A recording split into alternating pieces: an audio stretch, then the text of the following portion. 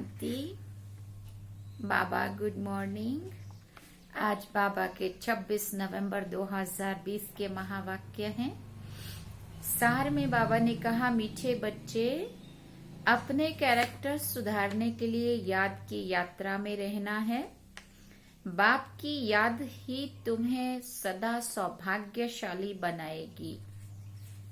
बाबा ने प्रश्न पूछा, अवस्था की परख किस समय होती है? अच्छी अवस्था किसकी कहेंगे? दो बात पूछी बाबा ने।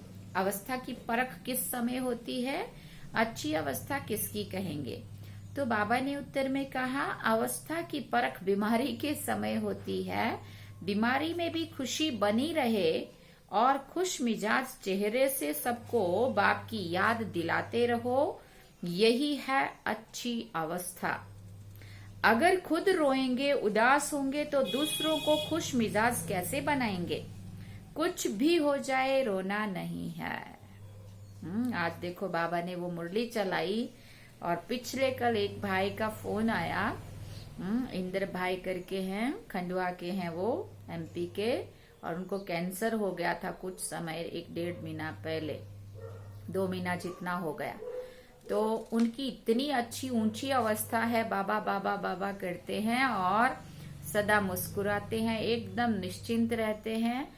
नहीं तो कैंसर नाम सुन के ही लोग टेंशन में आ जावे। लेकिन वो भाई की अवस्था सचमुच देखने जैसी है। वो कहता है, बाबा का बच्चा तो बस माँ बाबा की मस्ती में है। हमेशा यही बोलते हैं। कल उनका फोन आया, उनका वो रेडिएशन वगैरह कीमो वो सब दे रहे हैं। तो मैंने कहा, कैसी है तबीयत? तो बोला, बहुत अच्छी है दीदी, बाबा का बच्चा बाबा की याद में है, बाबा की गोद में है। बाबा सेवा के लिए हॉस्पिटल में ले गया है। इतने लोगों को वहां बाबा का बना दिया, ज्ञान सुना सुना करके, और बिल्कुल भी लगता ही नहीं। बोले, मैं कोई मेरी बीमारी के लिए थोड़ी आया हूँ, मैं तो बाबा की सेवा करने के लिए हॉस्पिटल में आया हूँ। इतनी ऊंची अवस्था है, नहीं तो कैंसर नाम सुन के ही लोग कितना उसमें होते हैं। तो ये भी एक बाबा जो कहते हैं ना कि उसकी अवस्था की परख कब होती है, बीमारी के समय में पता चलता है हम कितने बाबा की याद में है, या कितनी ऊंची अवस्था है, या हलचल वाली है। तो सच में उसकी सुनने जैसी थी कल वाली बात हुई। तो बाबा कहते, कुछ भी हो जाए, रोना नहीं है। कल ये बात हुई और आज बाबा ने मुरली में ये बात कह दी। ओम शांति। 2 अक्षर गाए जाते हैं, दुर्भाग्यशाली और सौभाग्यशाली। सौभाग्य चला जाता है तो दुर्भाग्य आ जाता है। स्त्री का पति मर जाता है तो वो भी दुर्भाग्य कहा जाता है ना, अकेली हो जाती है। फिर बाबा ने कहा, अभी तुम बच्चे जानते हो, हम सदा के लिए सौभाग्यशाली बनते हैं। वहां दुख की बात नहीं होती है, मृत्यु का नाम ही नहीं होता, विधवा नाम भी नहीं होता। विधवा को दुख होता है, रोती रहती है। भले साधु संत आदि हैं, ऐसे नहीं कि उन्हें कोई दुख नहीं होता है। कोई पागल बन पड़ते, बीमार रोगी भी हो जाते हैं। ये है ही रोगी दुनिया। सतयुग है निरोगी दुनिया। तुम समझते हो हम भारत को फिर से श्रीमत पर निरोगी बनाते हैं। इस समय मनुष्यों के कैरेक्टर्स बहुत खराब है। अब उस कैरेक्टर सुधारने की भी डिपार्टमेंट जरूर होगी। स्कूलों में भी स्टूडेंट्स का रजिस्टर रखा जाता है ना, उनके कैरेक्टर्स का पता चलता है कि इसलिए बाबा ने भी रजिस्टर रखवाया था। हर एक अपना रजिस्टर रखो, कैरेक्टर देखना है कि हम कोई भूल तो नहीं करते हैं। पहली बात तो बाप को याद करना है, उनसे ही तुम्हारा कैरेक्टर सुधरता है। आयु भी बड़ी होती है एक की याद से। ये तो है ज्ञान रत्न। याद को रत्न नहीं कहेंगे, याद से ही तुम्हारे कैरेक्टर सुधरते हैं। ये 84 जन्मों का चक्र तुम्हारे सिवाय और कोई भी समझा ना सके। इस पर समझाना है ब्रह्मा, विष्णु और ब्रह्मा। शंकर के तो कैरेक्टर नहीं कहेंगे ना। तुम जानते हो ब्रह्मा और विष्णु का आपस में क्या कनेक्शन है। विष्णु के 2 रूप हैं, ये लक्ष्मी नारायण। वही फिर 84 जन्म लेते हैं। 84 जन्मों में आपे ही पूज्य, आपे ही पुजारी होते हैं। आप प्रजापिता ब्रह्मा तो जरूर यहाँ ही चाहिए ना, साधारण तन चाहिए। बहुत जन्मों में आपे ही बहुत करके इसमें ही मूंझते हैं। बहुत ब्रह्मा तो है ही पतित पावन बाप का रथ। कहते भी है, दूर देश का रहने वाला आया देश पर आए। पावन दुनिया बनाने वाला पतित पावन बाप पतित दुनिया में आया। पतित दुनिया में एक भी पावन नहीं हो सकता। तो अभी तुम बच्चों ने समझा है कि 84 जन्म हम कैसे लेते हैं। कोई तो लेते होंगे ना, जो पहले पहले आते होंगे उनके ही 84 जन्म होंगे। सतयुग में देवी देवता ही आते हैं, मनुष्यों का जरा भी ख्याल नहीं चलता है 84 जन्म कौन लेंगे। समझ की बात है ना। पुनर्जन्म तो सब मानते हैं, 84 पुनर्जन्म हुए, ये बड़ी युक्ति से समझाना है। 84 जन्म तो सभी नहीं लेंगे ना, एक साथ सब थोड़ी आएंगे और शरीर छोड़ेंगे। भगवान वाच भी है कि तुम अपने जन्मों को नहीं जानते हो, भगवान बैठ समझाते हैं। तुम आत्माएं जन्म लेती हो, ये 84 की कहानी बाप बैठ तुम बच्चों को सुनाते। ये भी एक पढ़ाई है। 84 का चक्र जानना तो बहुत सहज है। दूसरे धर्म वाले इन बातों को नहीं समझेंगे। तुम्हारे में भी सभी 84 जन्म नहीं लेते। सभी के 84 जन्म हो तो सब इकट्ठे आ जाएं, ये भी नहीं होता। सारा मदार है पढ़ाई और याद पर। उसमें भी नंबर 1 है याद। डिफिकल्ट सब्जेक्ट पर मार्क्स जास्ती मिलती है, उनका प्रभाव भी होता है। उत्तम मध्यम कनिष्ठ सब्जेक्ट होती है ना, इनमें है 2 मुख्य। बाप कहते मुझे याद करो तो संपूर्ण निर्विकारी बन जाएंगे और फिर विजय माला में पिरो जाएंगे। ये है रेस। पहले तो खुद को देखना है कि मैं कहाँ तक धारणा करता हूँ, कितना याद में रहता हूँ, मेरे कैरेक्टर्स कैसे हैं। अगर मेरे में ही रोने की आदत है तो दूसरों को खुश मिजाज कैसे बना सकता हूँ, है ना। बाबा ने कहा, बाबा कहते हैं जो रोते हैं सो खोते हैं। कुछ भी हो जाए लेकिन रोने की दरकार नहीं है ना। बीमारी में भी खुशी से इतना तो कह सकते हो, अपने को आत्मा समझकर बाप को याद करो। बीमारी में ही अवस्था की परख होती है। तकलीफ में थोड़ा कुड़कने की आवाज भी भले निकलती है, बहुत दर्द हो रहा होता है ना अंदर, तो करा रहे होते अंदर से। तो बाबा ने कहा परंतु अपने को आत्मा समझ बाप को याद करना है। बाप ने पैगाम दिया है। पैगंबर मैसेंजर एक शिव बाबा है, दूसरा कोई नहीं है। बाकी जो भी सुनाते हैं सारी भक्ति मार्ग की बातें हैं। ये इस दुनिया की जो भी चीजें हैं सब विनाशी है। अभी तुमको वहां ले जाते हैं जहां टूट फूट नहीं है। वहां तो चीजें ही ऐसी अच्छी बनेंगी जो टूटने का नाम ही नहीं होगा। यहाँ साइंस से कितनी चीजें बनती है, वहां भी तो साइंस जरूर होगी, क्योंकि तुम्हारे लिए बहुत सुख चाहिए। फिर बाबा ने कहा, बात कहते हैं, क्या कहते हैं बाबा, तुम बच्चों को कुछ भी पता नहीं था भक्ति मार्ग कब शुरू हुआ, कितना तुमने दुख देखा, ये सब बातें अभी तुम्हारी बुद्धि में है। देवताओं को कहा जाता है सर्वगुण संपन्न, वो फिर कलाएं कैसे कम हुई, फिर कलाएं कम कैसे हुई। अभी तो कोई कला नहीं रही है। चंद्रमा की भी धीरे धीरे कला कम होती है ना।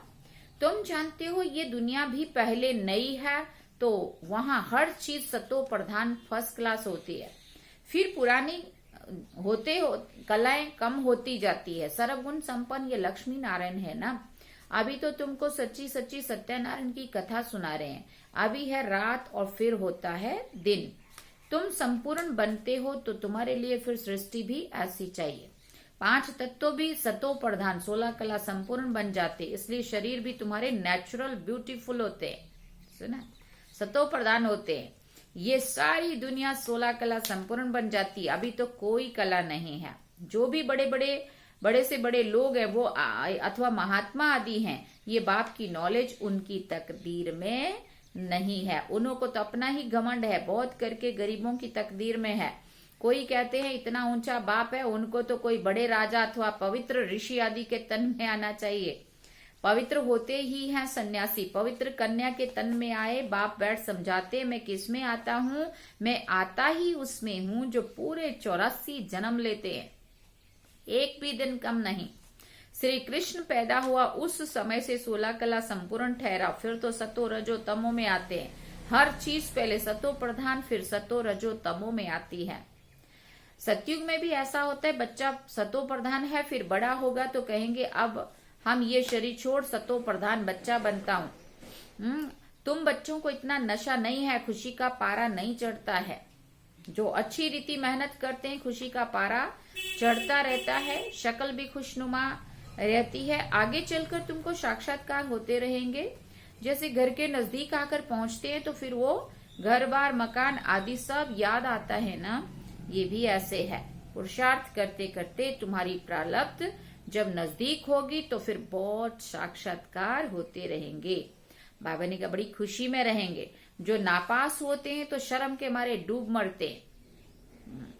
तुमको भी बाबा बता देते हैं, फिर बहुत पछताना पड़ेगा। अपने भविष्य का साक्षात्कार करेंगे कि हम क्या बनेंगे।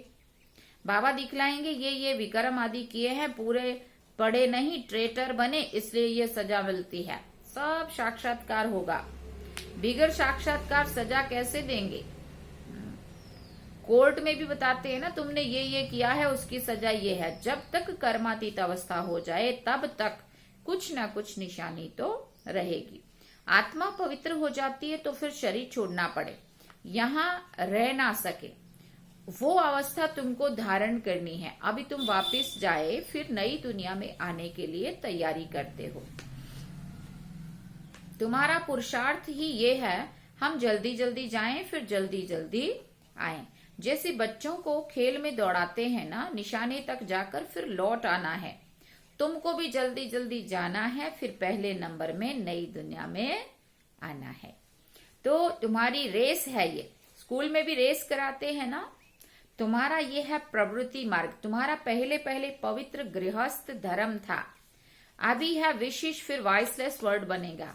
इन बातों को तुम सिमरन करते रहो तो भी बहुत खुशी रहेगी। हम ही राज्य लेते हैं, फिर गंवाते हैं। हीरो हीरोइन कहते हैं ना, हीरे जैसा जन्म लेकर फिर कौड़ी जैसा जन्म में आते हैं। अभी बाप कहते हैं तुम कौड़ियों पिछाड़ी टाइम वेस्ट मत करो। ये कहते हैं हम भी टाइम वेस्ट करते थे। ये कहते हैं हम भी टाइम वेस्ट करते थे, तो हमको भी कहा कि अब तो तुम मेरा बनकर फिर ये रूहानी धंधा करो। ब्रह्मा बाबा कह रहे फिर मुझे भी शिव बाबा ने ऐसा बोला कि अभी टाइम वेस्ट ना करके तुम मेरा बन जाओ और ये रूहानी धंधा करो। टाइम वेस्ट करते थे, माना अपने धंधे में लगे हुए थे, तो झट सब कुछ छोड़ दिया। पैसे कोई फेंक तो नहीं देंगे ना, पैसे तो काम में आते हैं। पैसे बिना कोई मकान आदि थोड़ी मिल सकता है। आगे चलकर बहुत बड़े बड़े धनवान आएंगे, तुमको मदद देते रहेंगे। एक दिन तुमको बड़े बड़े कॉलेज यूनिवर्सिटी में जाकर भी भाषण करना होगा कि ये सृष्टि का चक्र कैसे फिरता है। हिस्ट्री रिपीट होती है आदि से अंत तक। गोल्डन एज से आयरन एज तक सृष्टि की हिस्ट्री ज्योग्राफी हम बता सकते हैं। कैरेक्टर्स के ऊपर तो तुम बहुत समझा सकते हो। इन लक्ष्मी नारायण की महिमा करो। भारत कितना पावन था, दैवी कैरेक्टर्स थे, अब तो विशेष कैरेक्टर्स हैं। बुराइयों से भरी हुई दुनिया, गंदगी से।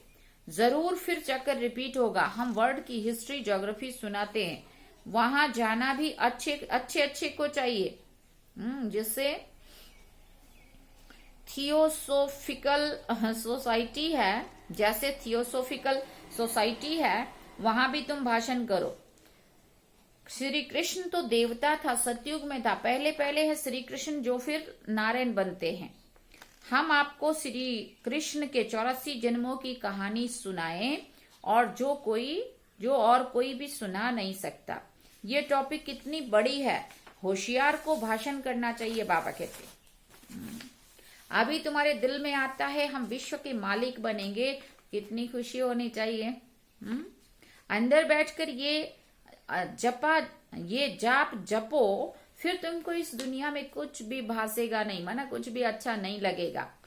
यहाँ तुम आते ही हो विश्व का मालिक बनने, परमपिता परमात्मा के द्वारा। विश्व तो इस दुनिया को ही कहा जाता है ना।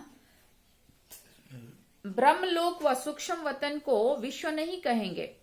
बाप कहते हैं मैं विश्व का मालिक नहीं बनता हूं। विश्व माना ये संसार, ये दुनिया। इस विश्व का मालिक तुम बच्चों को बनाता हूं।